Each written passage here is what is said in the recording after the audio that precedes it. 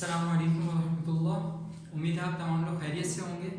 अच्छा, last lecture में हमने एक्सरसाइज नंबर 7.2 स्टार्ट की थी और उसमें हमने देखा था कि कब हम किसी मैट्रिक्स को इक्वल कह सकते हैं, कब नहीं कह सकते, और अगर हमें दो मैट्रिसेस में से किसी अननोन की वैल्यू निकालनी होती थी तो उन दो मैट्रिसेस से अननोन की वैल्यू कैसे निकालते थे, ये हमने सीखा था। आज हमने एक्सरसाइज नंबर 7.2 के मज़ीद सवाल कंटिन्यू करना है। सबसे पहला सवाल है क्वेश्चन नंबर 7 जो है हमारे पास, उसमें कह रहे हैं सिंप्लीफाई इफ पॉसिबल। अगर पॉसिबल है, अगर मुमकिन है तो सिंप्लीफाई करो। इसका मतलब क्या हुआ, ऐसा भी हो सकता है कि सिंप्लीफिकेशन पॉसिबल ना हो। तो हमने देखा कि पहला सवाल यानी क्वेश्चन नंबर 7 में हमारे पास जो दो मैट्रिसेस गिवन है, इन दोनों के दरमियान माइनस का साइन लगा हुआ है। इसका मतलब ये है कि हमें इन दोनों मैट्रिसेस को सब्ट्रैक्ट करना है, इन दोनों मैट्रिसेस को सब्ट्रैक्ट करना है। तो अब अगर दो लेक्चर्स पीछे चले जाएं जहां पे मैंने addition and subtraction of a matrices समझाया था, उसमें मैंने आपको एक कॉन्सेप्ट समझाया था कि दो मैट्रिसेस उस वक्त तक ऐड और सब्ट्रैक्ट नहीं हो सकते जब तक कि उनके एलिमेंट्स यानी उन दोनों के ऑर्डर, उन दोनों मैट्रिसेस का ऑर्डर सेम ना हो जाए। तो अब इस केस में हमने देखना है कि अगर हमें सब्ट्रैक्शन करवानी है तो क्या इन दोनों मैट्रिसेस को सब्ट्रैक्ट कर सकते हैं या नहीं कर सकते। तो ये कैसे पता चलेगा कि ये सब्ट्रैक्ट हो सकते हैं या नहीं हो सकते, हमें इनके ऑर्डर से पता चलेगा कि सब्ट्रैक्शन पॉसिबल है या नहीं। तो इनका पहले मैट्रिक्स का ऑर्डर क्या है, पहले मैट्रिक्स का ऑर्डर है 2/2, यानी दो रॉज हैं और दो कॉलम्स हैं। इसी तरीके से अगर हम दूसरे मैट्रिक्स की बात करें तो इसका ऑर्डर क्या है 2/1, यानी दो रॉज हैं और एक कॉलम है। तो क्योंकि इन दोनों मैट्रिसेस का ऑर्डर ही सेम नहीं है, तो जब ऑर्डर सेम ना हो तो ऐसी सूरत में सब्ट्रैक्शन नहीं हो सकती। तो हमने इसके रिजल्ट में लिख दिया this operation of subtraction is not possible.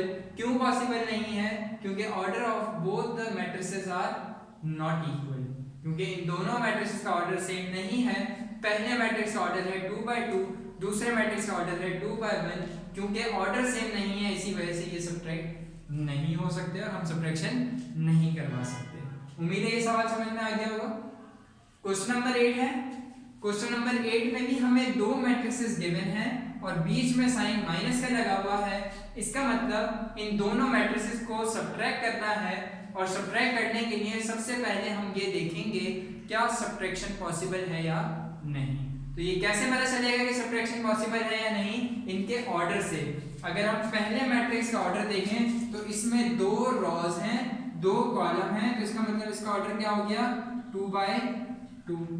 इसी तरह अगर हम दूसरे मैट्रिक्स को देखें तो इसमें भी ऑर्डर क्या है 2/2, यानी दो रॉज हैं और दो ही कॉलम्स हैं। अब क्योंकि इन दोनों मैट्रिसेस का ऑर्डर, इसका भी 2/2 है, इसका भी 2/2 है, तो क्योंकि दोनों मैट्रिसेस का ऑर्डर सेम है इस वजह से सब्ट्रैक्शन पॉसिबल है।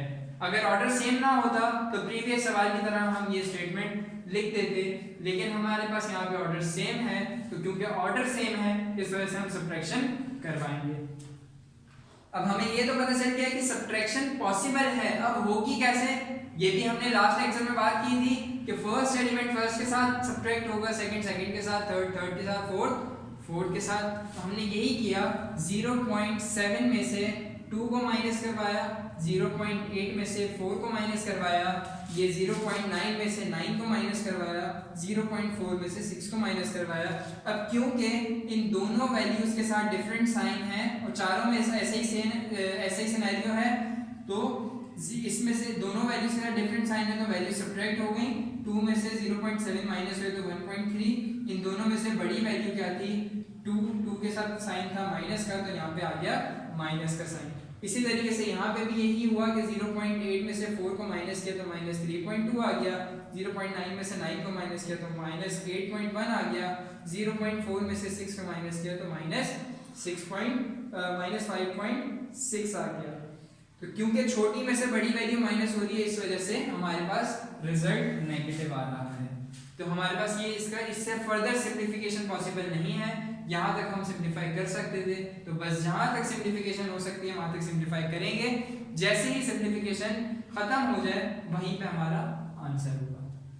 अच्छा, अब 8 के बाद 9 बिल्कुल इसी तरीके से होगा, तो 9 आपका होमवर्क है। क्वेश्चन नंबर 10 देखिए।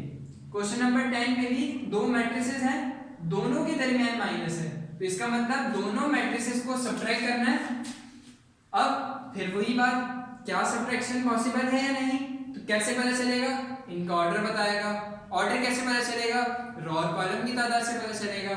तो हमने देखा कि इस मैट्रिक्स का यानी फर्स्ट मैट्रिक्स का ऑर्डर क्या है, 2/2। इसी तरीके से सेकंड मैट्रिक्स का ऑर्डर क्या है, 2/2। तो क्योंकि इन दोनों मैट्रिसेस का ऑर्डर सेम है, ऑर्डर सेम होने की वजह से इन दोनों मैट्रिसेस को सब्ट्रैक्ट किया जा सकता है। तो हमने कहा जब सब्ट्रैक्शन पॉसिबल है तो सब्ट्रैक्ट करवा लेते हैं। और सब्ट्रैक्शन होगी कैसे, वही फर्स्ट एलिमेंट फर्स्ट के साथ, सेकंड सेकंड के साथ, थर्ड थर्ड के साथ और फोर्थ फोर्थ के साथ। अब यहाँ पे इसके भी डिनोमिनेटर में 2 था, इसके भी डिनोमिनेटर में 2 था, तो हमने एक दफ़ा 2 लिखा और होल पूरे के नीचे हमने 2 लिख लिया और ऊपर 1 में से 3 माइनस हो गया, यहाँ 3 में से 1 माइनस हो गया। 6 में से जब 5 माइनस हुआ तो 1 बचा, 5 में से जब 6 माइनस हुआ तो -1 बचा। 1 में से 3 माइनस किया तो -2 आ गया, तो 3 में से 1 माइनस किया तो 2 आ गया। ये ऊपर भी 2 था, नीचे भी 2 था, 2 1 ज़ा 2, 2 1 ज़ा 2, 2 1 ज़ा 2, 2 1 ज़ा 2। यहाँ पे -1 आ गया और डिनोमिनेटर में 1 लिखने की जरूरत नहीं होती। इसी तरीके से यहाँ पे पॉजिटिव 1 बच गया, ये 1 और -1 एज इट इज हमने कॉपी कर लिया। तो यहाँ तक समझ में आ गई बात, ये हमारा आंसर हो गया। तो अब क्वेश्चन नंबर 9 आपका होमवर्क है, क्वेश्चन नंबर 10 मैंने आपको समझा दिया है। क्वेश्चन नंबर 11, अब इसमें सवाल तब्दील हो रहा है। इसमें हमें कह रहे हैं कि आपने एडिटिव इनवर्स निकालना है। और एडिटिव इनवर्स कैसे निकलता है, जो भी वैल्यू आपके पास मौजूद है उसके साथ जो भी साइन है आपने उसके ऑपोजिट साइन को लगा देना है। अब अगर किसी के साथ प्लस है तो उसको माइनस कर देना है, माइनस है तो प्लस कर देना है। हमारे पास एक मैट्रिक्स गिवन था जिसमें वैल्यूज थी 5 -5 -5 -5। तो हमने कहा इसका एडिटिव इनवर्स अगर निकालेंगे तो इस 5 के साथ प्लस था तो माइनस लग गया, और माइनस वाले 5 के साथ हमारे पास हर जगह पे प्लस लग गया। तो एडिटिव इनवर्स में सिर्फ साइन तब्दील होता है, अगर प्लस लगा हुआ है तो माइनस कर देंगे, माइनस लगा हुआ है तो प्लस कर देंगे। इस तरह से हमारे पास एडिटिव इनवर्स निकल आएगा। तो एडिटिव इनवर्स का कॉन्सेप्ट भी समझ में आ गया होगा। 12, 13 और 14, क्वेश्चन नंबर 12, 13 और 14 एडिटिव इनवर्स के इसी सवाल से रिलेटेड हैं। बिल्कुल यही काम जो हमने यहाँ पे किया है वही काम हमें उन सवालात में करना है। उम्मीद है आप लोग खुद से वो सवाल अटेम्प्ट कर लेंगे और अटेम्प्ट करने के बाद रिजल्ट भी आपके सामने आ जाएगा।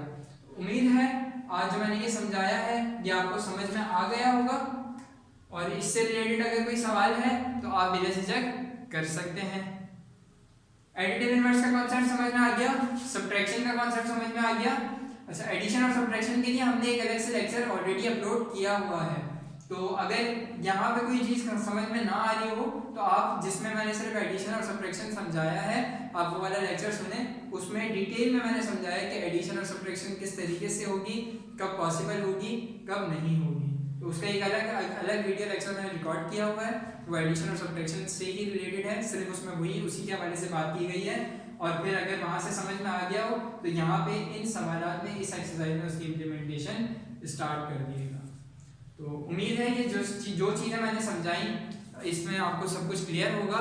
जो होमवर्क मैंने आपको दिया है क्वेश्चन नंबर 9, 12, 13 और 14 ये आप लोगों ने करना है।